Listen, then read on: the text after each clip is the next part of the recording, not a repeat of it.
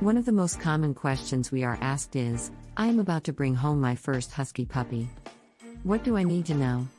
Actually, there is something that you need to know even before your puppy leaves the breeder's facility. What you need to know that early removal of a puppy from the mother can cause major problems. Your puppy should never leave its mother and littermates before they are at least 8 weeks of age. Huskies being removed from their mother early result in a large percentage of the behavior-related questions we receive. Releasing a Husky puppy too early has no benefits for the puppy. It can cause a host of sometimes irreversible emotional and behavior problems in dogs. The only benefit for removing a puppy from its mother early is for the breeder. The practice reduces costs associated with keeping the puppy for additional 2 or 3 weeks. Before I move on with the video, I want to ask you a simple question. Do you want to train your dog for any basic commands like sit and stay? Do you want to stop any of the behavioral problems of your dog like pooping inside the house, biting, jumping, or barking? If your answer is yes, please grab the free Dog Training Secrets Guide in which I have disclosed the deepest dog training secrets that professional dog trainers don't want you to know about. These training secrets would help you have a well-behaved, super intelligent, smart and obedient dog without spending hours in training him or her. The Secret Training Technique ebook is available for free only for a limited time.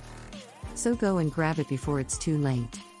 Link to the free ebook and training videos is in the description below. Why do breeders allow early removal of puppy? Unless it is a true emergency, death of the mother or extreme illness of the puppy, any breeder that releases a puppy too early is doing so from either extreme ignorance, irresponsibility, or greed. Sadly, I am noticing a growing trend among people taking ownership of their puppy at the age of only 5 or 6 weeks of age because the breeder insists on it. The owners don't know enough not to do this, or sometimes it is the new owners themselves who refuse to wait for the full 8 or 9 weeks before taking possession of their puppy.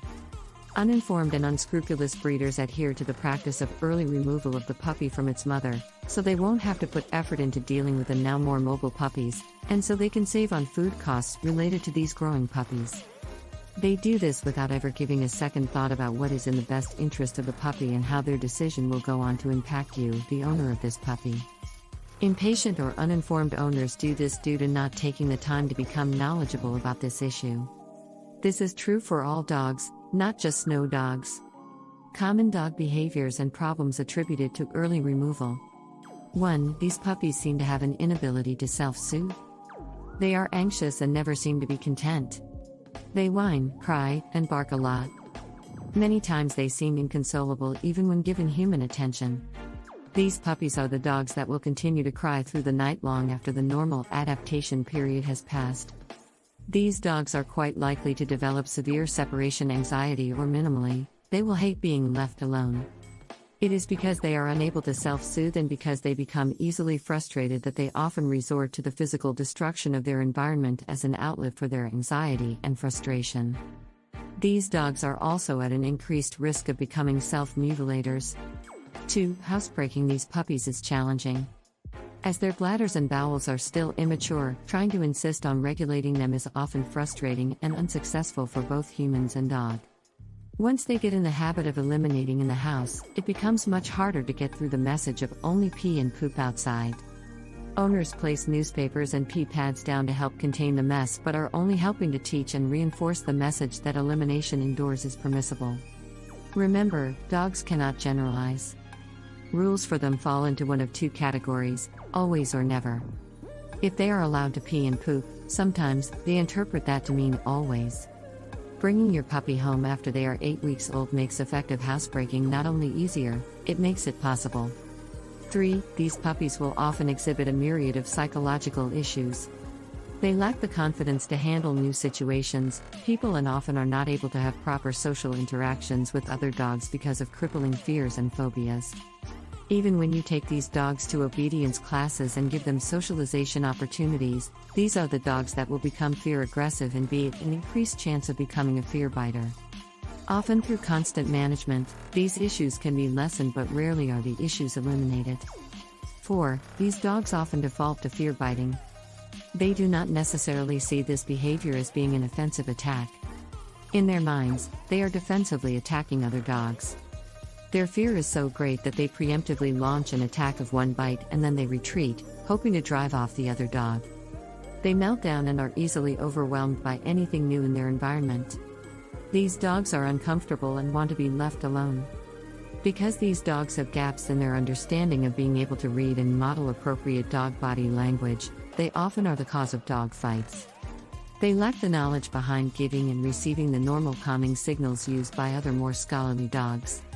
Interestingly, mother dogs who did not get the benefit of being taught about calming signals by their mothers will not be able to pass this knowledge on to their own puppies, creating yet another generation of dogs who have poor communication skills.